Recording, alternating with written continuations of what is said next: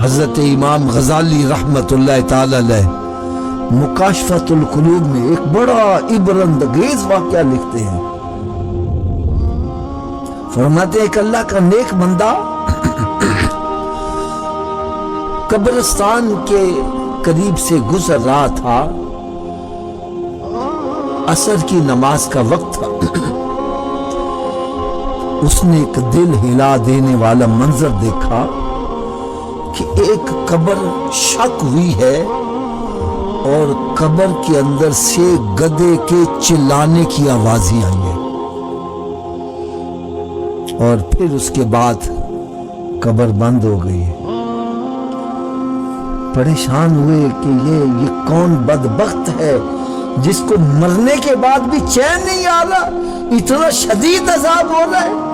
پتہ کرنا چاہیے یہ کون ہے اور یہ دنیا میں کون سا عمل کرتا تھا جس کی اس کو اتنی شدید سزا دی جا رہی ہے.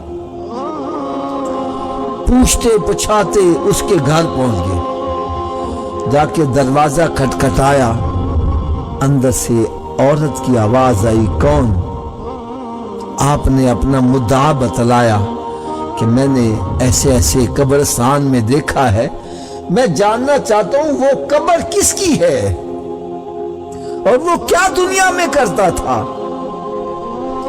اس عورت نے بتلایا کہ وہ قبر میرے شوہر کی ہے.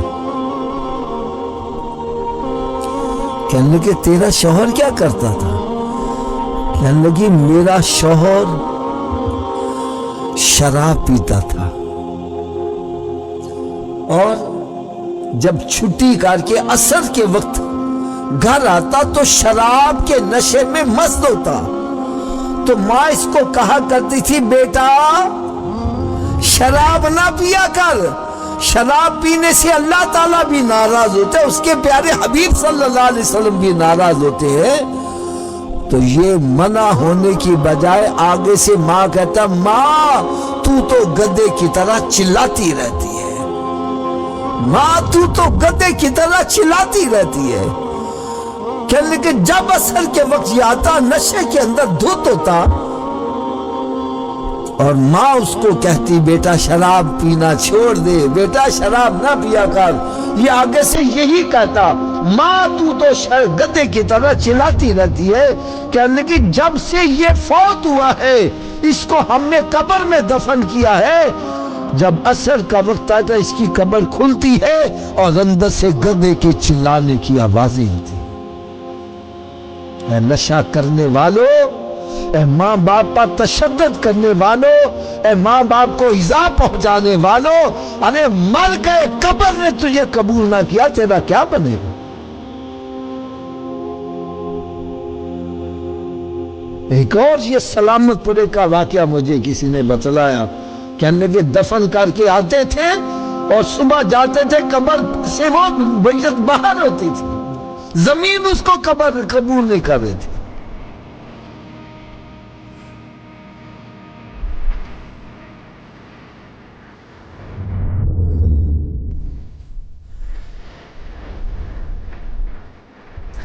ماں باپ کی خدمت کر کے ان سے دعائیں لینے کے بجائے بد دعائیں لے رہے ہیں. ایک واقعہ بڑا مشہور ہے کہ ایک بندے نے اپنی والدہ کو کندھوں پر اٹھا کر حج کروایا ہے.